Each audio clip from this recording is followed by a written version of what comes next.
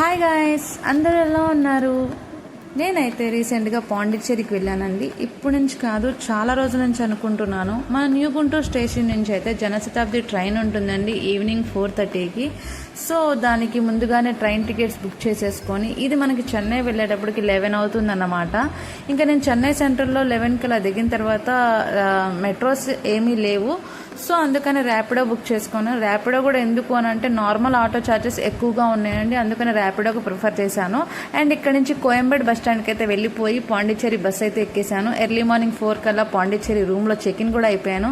ఇంకా నీట్గా లెగిసి రెడీ అయిపోయి పక్కనే ఉన్న రాక్ బీచ్కి అయితే సన్ రైజ్ చూడడానికి వెళ్ళానండి. కానీ నేను వెళ్ళేటప్పటికి లేట్ అయిపోయింది, సన్ రైజ్ అయిపోయింది. సర్లే, మనం 2 days ప్లాన్ చేసుకున్నాం కదా, నెక్స్ట్ డే మార్నింగ్ వచ్చి చూసుకుందామని చెప్పేసి మన పాండిచ్చేరి రాక్ బీచ్కి పక్కనే ఉన్న పాండిచ్చేరి వీధుల్లో అయితే తిరగడం మొదలు పెట్టేశాను అనమాట. చాలా నీట్గా, చాలా క్లీన్గా ఉన్నాయి. అండ్ బీచ్కి ఆనుకొని అన్ని గవర్నమెంట్ ఆఫీసులు, హాస్పిటల్స్ అన్నీ ఉన్నాయి. అండ్ మన ఫేమస్ ఫ్రెంచ్ స్ట్రీట్ అనమాట, దీన్ని వైట్ టౌన్ అని కూడా అంటారు. ఇక్కడ మనం అనుకున్నట్టుగానే మన పాండిచ్చేరి అంటే ఫేమస్ ఇదే కదా. సో కలర్ కాంబినేషన్స్తో చాలా ఇల్లులు, రిసార్ట్స్, షాప్స్ అన్నీ చాలా అద్భుతంగా ఉన్నాయి. అండ్ వాళ్ళు గ్రీనరీగా అండ్ కలర్ కాంబినేషన్స్తో వేయించిన కలర్స్ హౌసెస్ కూడా చాలా బాగున్నాయి. ఇంకా దాని తర్వాత మన పాండిచ్చేరిలో తిరగాలంటే ఖచ్చితంగా స్కూటీ కావాలి. ఆటోస్కి అయితే ఎక్కువ ఛార్జెస్ అవుతాయి. అండ్ ఒక స్కూటీ తీసుకొని మన మ్యాంగ్రూవ్ ఫారెస్ట్కి అయితే వెళ్ళిపోయాను. దీనికి ముందు ఇంకో చోటకు కూడా వెళ్ళాను, నాకు అది నచ్చలేదు. సో దానికి సంబంధించిన వేరే వీడియో అయితే పెట్టాను, దాన్ని కూడా చూడండి ఖచ్చితంగా. దాని గురించి మీరు తెలుసుకోవాలి. అండ్ మ్యాంగ్రూవ్ ఫారెస్ట్లో ఇలా లోపలికి వెళ్ళే కొద్దీ మనకి బీచ్ కనెక్ట్ అవుతుందండి. వెళ్ళేటప్పుడు అయితే నాకైతే ఇంకా లిటరల్లీ పడిపోయాయి అన్నమాట. ఏ అనకొండాలు వస్తాయా, పైతాన్లు వస్తాయా అని అక్కడున్న సిచ్యువేషన్ చూసిన తర్వాత. అక్కడ వాళ్ళని అడిగితే వాళ్ళు ఒక చిన్న స్మైల్ ఇచ్చి అలాంటివి ఏం ఉండవు మేడం అని అన్నారు.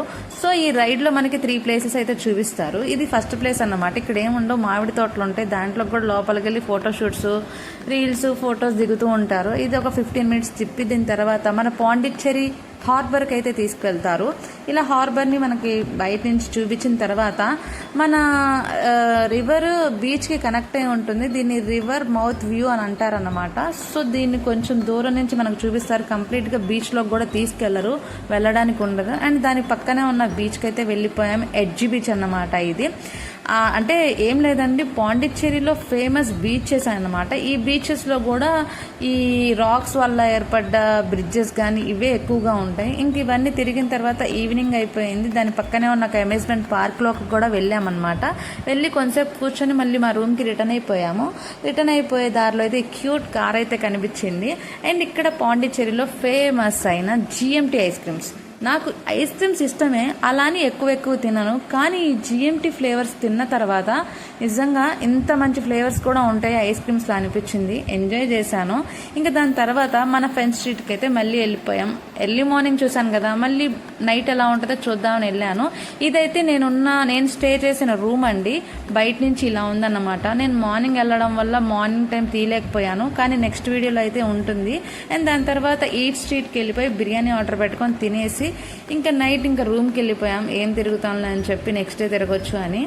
ఇంకా నైట్ వెళ్ళిపోయి ఎర్లీ మార్నింగ్ మళ్ళీ లెగిసి ఇంకా ఏమున్నాయో పాండిచ్చేరిలో తిరగాల్సినవి అని చెప్పేసి వెళ్తే, పాండిచ్చేరి రైల్వే స్టేషన్ దగ్గరలో చూడాల్సిన ప్లేస్ అయిన ఒక చర్చ్ ఉంది. ఇదే స్కేర్డ్ హార్ట్ బాసిలికా చర్చ్ అన్నమాట. సో లోపలికి వెళ్ళిన తర్వాత ఎంత బాగా కన్స్ట్రక్ట్ చేశారంటే, కలర్ఫుల్ గ్లాసెస్తో మొత్తం చర్చ్ని కన్స్ట్రక్ట్ చేశారండి. ఈ గ్లాసెస్ కూడా ఎందుకు ఫేమస్ అంటే, సన్ వచ్చేటప్పుడు దాని కిరణాలు పడడం వల్ల, ఆ రిఫ్లెక్షన్ వల్ల చర్చ్ మొత్తం కలర్ఫుల్గా ఫామ్ అయిపోతున్నాయి. కొన్ని కలర్స్ అయితే చూడండి, అవన్నీ కలర్స్ ఎలా ఫామ్ అయిపోయినాయో చాలా అద్భుతంగా అనిపించింది. చాలా ప్రశాంతంగా అంత పెద్ద చర్చిని చూడడం కూడా నేను ఫస్ట్ టైం అన్నమాట. ఇంకా ప్రేయర్ చేసుకొని మళ్ళీ గూగుల్ మ్యాప్స్ ఓపెన్ చేసేసి ఇంకేమున్నాయో చూడడానికి అని చూస్తే ఇక్కడికి వచ్చేసామండి. ఇది వచ్చి శానిటరీ బీచ్ అన్నమాట. అంతగా ఏమనిపించలేదు. ఈ ఎండల్లో ఇంకా బీచ్లకి వెళ్ళి ట్యాన్ అవ్వడం తప్ప ఏముండదు. ఇంకా దాని తర్వాత శాంతి మెస్కి వెళ్ళాము. అది కూడా మేము ఇన్స్టాలో స్క్రోల్ చేసి చూసామన్నమాట. ఈ మెస్ అయితే బెటర్ అన్నారు, ఫుడ్ బాగుంటుంది అన్నారు. అన్నట్టుగానే చాలా బాగుంది ఫుడ్, చాలా ఫ్రెండ్లీ స్టాఫ్ అన్నమాట. మనం తీసుకున్న ఐటమ్స్ కాకుండా ఎక్స్ట్రా ఏమైనా ఐటమ్స్ తీసుకుంటే దానికి కూడా ఛార్జ్ చేస్తారు. హోమ్లీ ఫుడ్ ఫీలింగ్ వచ్చింది నాకు. అండ్ అది తిన్న తర్వాత పక్కనే ఉన్న బొటానికల్ పార్క్ అయితే వెళ్ళిపోయాము. ఎండలో ఏం తిరుగుతాం, కొంచెం రిలాక్స్ అవుదాంలే, మళ్ళీ 3-4 ఆ టైం నుంచి కొంచెం తిరగడం మొదలు పెడదాం అనుకొని ఈ గార్డెన్లోకి అయితే వెళ్ళిపోయి కూర్చున్నామండి. ఇది మొత్తం 1 ఎకర్లో ఫామ్ అయి ఉంది. చాలా బాగా చేశారు, మంచిగా మెయింటైన్ చేస్తున్నారన్నమాట. ఆ చెట్లని కానీ ఆ పార్క్ క్లీన్నెస్ నీట్నెస్ని మాత్రం చాలా బాగా మెయింటైన్ చేస్తున్నారు. ఇంకా మళ్ళీ గూగుల్ మ్యాప్స్ ఓపెన్ చేసేసి దగ్గరలో ఏముందా అని చూస్తే, దగ్గర అంటే మాకు ఎంత దగ్గరలో కనిపించిందంటే పాండిచ్చేరికి 12 కిలోమీటర్ల దూరంలో కనిపించిందండి ఈ బీచ్ మాకు. ఈ బీచ్ పేరైతే ప్యారడైజ్ బీచ్. ఇది కూడా రివర్కి కనెక్ట్ అయి ఉంది. దీనికి ఎంట్రీ ఫీజు ఉందండోయ్, 75 రూపీస్ పడింది పర్ పర్సన్. లోపలికి వెళ్ళిన తర్వాత ఓకే 75 పర్లేదు అని అనిపించింది, ఎందుకంటే కొన్ని వాటర్ గేమ్స్ ఉన్నాయి, కొంచెం బీచ్ కూడా మనకు ఒక గోవా బీచ్ వైబ్స్ని అయితే కలిగించింది అన్నమాట.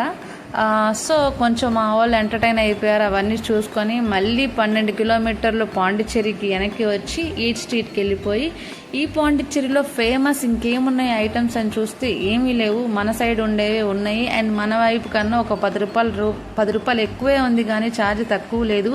ఈవెన్ మందు బాటిల్స్ కూడా మా వాళ్ళు అయితే కొంతమంది కక్కుర్తి పడితే అమ్మన్నారు, కానీ వాళ్ళకి కాస్ట్లు చెప్పిన తర్వాత వద్దులే మన దగ్గర సేమ్ కాస్ట్ కదా ఇంకేం తగ్గిందని చెప్పేసి పాపం నిజాలు తెలుసుకున్నారు. ఇంకా దాని తర్వాత ఇంకేం తీసుకోకుండా ఇవన్నీ తినేసి ఇంకా రూమ్ చెక్అవుట్ చేసేసి, మన బస్ వచ్చేసి 12 అండి, నైట్ 12కి. సో అప్పటిదాకా ఏం చేస్తాం, బస్ స్టాండ్కి వెళ్ళి ఏం కూర్చుంటామని చెప్పేసి రాక్ బీచ్కే వెళ్ళి నైట్ వ్యూని ఎంజాయ్ చేసేసి అక్కడి నుంచి బయలుదేరిపోయి బస్ స్టాండ్కి అయితే వెళ్ళాము. ఇది మన Pondicherry bus stand. Bus stand కూడా ఎంత క్లీన్ అండ్ నీట్గా ఉందంటే వామ్మో, ఊరు మాత్రం సూపర్ ఉందండి. కానీ జనాలు మాత్రం చాలా దారుణంగా ఉన్నారు. మరి కొంతమంది అయితే బాగానే ఉన్నారు. సో ఎర్లీ మార్నింగ్ 4 కల్లా చెన్నైకి రీచ్ అయిపోయాం. కోయంబేడ్ బస్ స్టాండ్ నుంచి చెన్నై సెంట్రల్కి 400 అడిగారండి ఆటో ఛార్జ్. ఇదంతా నాకెందుకురా బాబు అని చెప్పి 70 రూపాయలు పెట్టుకొని మన మెట్రో ఎక్కేసి చెన్నై సెంట్రల్కి వచ్చేసాను. 7:30కి సేమ్ నేను వచ్చిన ట్రైనే ఉంది 7:30కి.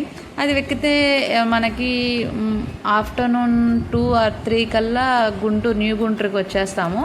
సో ఇంకా దానికోసం వెయిట్ చేసి అది ఎక్కేసి న్యూ గుంటూరుకి అయితే వచ్చేసాను. నా ట్రిప్ అయితే కంప్లీట్ అయింది. దీనికి సంబంధించి కొన్ని వీడియోస్ వేరేగా పెట్టాను, అవి కూడా ఖచ్చితంగా చూడండి. అండ్ నా వీడియో నచ్చితే కనుక please subscribe. Thank you for watching.